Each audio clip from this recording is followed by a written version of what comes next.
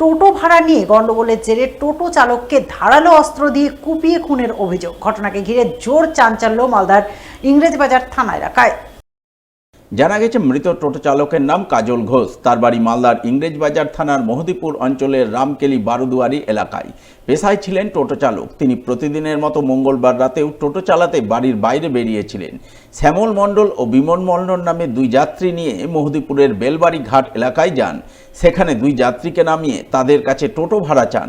আর ভাড়া চাওয়াতেই ওই দুই যাত্রী মদ্যপ অবস্থায় টোটো চালক কাজল ঘোষের উপর চড়াও হয়ে তাকে ধারালো অস্ত্র দিয়ে এলোপাথারিভাবে কোপায় বলে অভিযোগ, যার জেরে তার মৃত্যু হয়। এরপর পুলিশ গিয়ে মৃতদেহটি উদ্ধার করে ময়না তদন্তে পাঠায় মালদা মেডিকেল কলেজ হাসপাতালে। পাশাপাশি গোটা ঘটনা খতিয়ে দেখতে পুলিশ তদন্ত শুরু করে বলে জানা গেছে। আমার জেঠু হয় কাজল ঘোষ, ও টোটো চালায়। প্যাসেঞ্জার নিয়ে গেছিলো বেলবাড়ি ঘাট ছাড়তে, ছিল 4-5 জন। দিয়ে ভাড়া চাই, ভাড়াটা মানে দিব না বলছিল ওরা। দিয়ে আমার জেঠুর সাথে একটু তর্ক বিতর্ক হয়। দিয়ে তাদের কাছে মানে হাসুয়া ছিল, ওই হাসুয়া নিয়ে তখন কোপ ঝাড়ে। আর যারা ছিল তারা একটু নেশা করেছিল। ওরা 4 থেকে 5 জন ছিল। দুজনের নাম জানতে পেরেছি, বিমল মণ্ডল, শ্যামল মণ্ডল। তারপরে মেডিকেল হসপিটালে নিয়ে আসা হলো, রাস্তাতে আস্তে আস্তে মারা গেছে। আমার দাদা কাজল ঘোষ টোটো ভাই, টোটোতে করে প্যাসেঞ্জার নিয়ে গেছিলো বেলবাড়ি ঘাট শ্মশান। দিয়ে টোটোর ভাড়া চাইছিল, ভাড়া দাও না, ভাড়া দিব না, এই কথাবার্তা হতে মানে তর্ক হলো। তর্ক হতে যাওয়ার কাছে ছিল ধারানো অস্ত্র, হাসুয়া।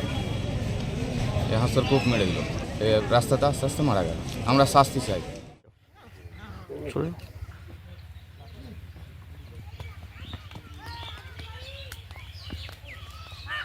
কালকের ঘটনা টোটো নিয়েই বলছে ভাড়া দিব, চল লাহিড়িপাড়া দখল গ্রাম চল। কাজল চলে আলো পয়সা লোভে, টোটো চালাই যখন পয়সা তো লাগবেই। যে বলছে পয়সা দিব না, পয়সা দিব না, কেন দিবি না? আমার টোটোতে চেপে আসলি, পয়সা দিবি না?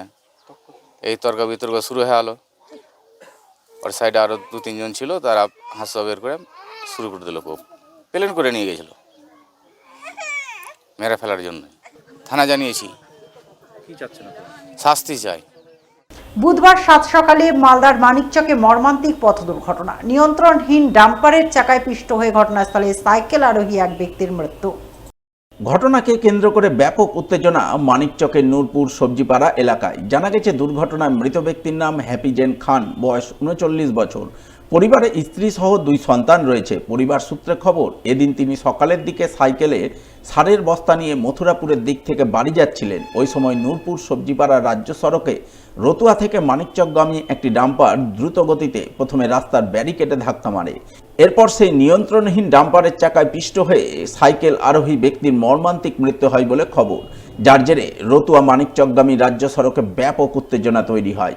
ফলে যান চলাচল বন্ধ হয়ে যায়। ঘটনার খবর পেয়ে মানিকচক থানার বিশাল পুলিশ বাহিনী গিয়ে পরিস্থিতি নিয়ন্ত্রণে আনে এবং পরে পুলিশ মৃতদেহটি উদ্ধার করে ময়না তদন্তে পাঠায়। পাশাপাশি ঘাতক ডাম্পারটিকে আটক করে পলাতক চালকের খোঁজে তদন্ত শুরু করে বলে জানা গেছে।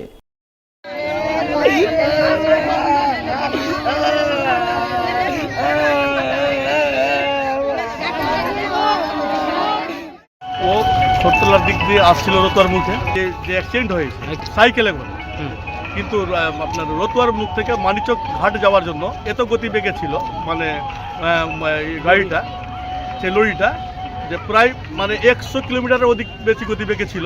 যেহেতু লোন ধরার একটা ব্যাপার আছে, তো এই লোন ধরার জন্য এখানে যে বেরিয়াল দেওয়া ছিল, বেরিয়াল মানে তো গাড়িকে স্লো করতে হবে, কিন্তু আরও স্পিড গতিবেগে গিয়ে বেরিয়াল সহ নিয়ে চলে গেছে। ওনার 2টো ছেলে আছে এবং ওনার একটা ওয়াইফ আছে কম বয়সের। আপনারা বুঝতে পারছেন, ওর কোনো উপার্জনের কোনো লোকই নেই, ওর ছাড়া কোনো মানে নাই। এই জন্য আমি আপনাদেরকে বলছি, প্রশাসনের দিক থেকে, যেই দিক থেকে ওকে যেন আর্থিক যেভাবে যে হোক হেল্প করার দরকার আছে। গাড়িটা রাফলি চলা ছিল, তো মানে সাইকেলওয়ালার কোনো দোষ নেই, ও নিজের সাইডে, কিন্তু ব্যারিকেডে যখন মেরেছে ট্রাক, তারপরে ডিসব্যালেন্স হয়ে ওকে মেরেছে।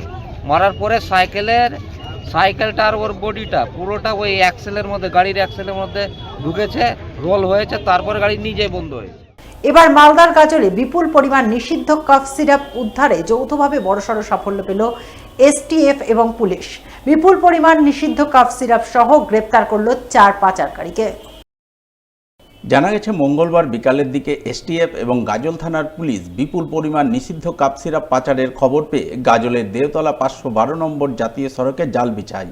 সেই জালে ধরা পড়ে উত্তরপ্রদেশের নম্বর প্লেট লাগানো একটি কন্টেইনার এবং দক্ষিণ দিনাজপুর জেলার নম্বর প্লেট লাগানো একটি বোলেরো গাড়ি। এর মধ্যে পুলিশ কন্টেইনারে তল্লাশি চালাতে গিয়ে প্রথমে লক্ষ্য করে তাতে চিরা বোঝাই রয়েছে, কিন্তু আরও তন্ন করে তল্লাশি চালাতে গিয়ে কন্টেইনার চালকের পেছনে একটি গোপন কুঠুরি লক্ষ্য করে। সেই গোপন কুঠুরি থেকে নিষিদ্ধ কাপ সিরাপ বোঝাই 100টির প্যাকেট উদ্ধার হয়। প্রতিটি প্যাকেটে 200 বোতল কাপ সিরাপ মেলে। সব মিলিয়ে প্রায় 20,000 বোতল নিষিদ্ধ কাপ সিরাপ বাজেয়াপ্ত করে পুলিশ এবং এই পাচারের ঘটনায় জড়িত সন্দেহে মোট 4 জনকে গ্রেপ্তার করে।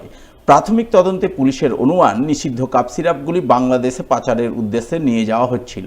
তবে কোথা থেকে আসছিল, কোথায় যাচ্ছিল এই পাচার চক্রে, আর কে বা কারা জড়িত রয়েছে এই সমস্ত বিষয়ে এখনও কিছু জানা যায়নি।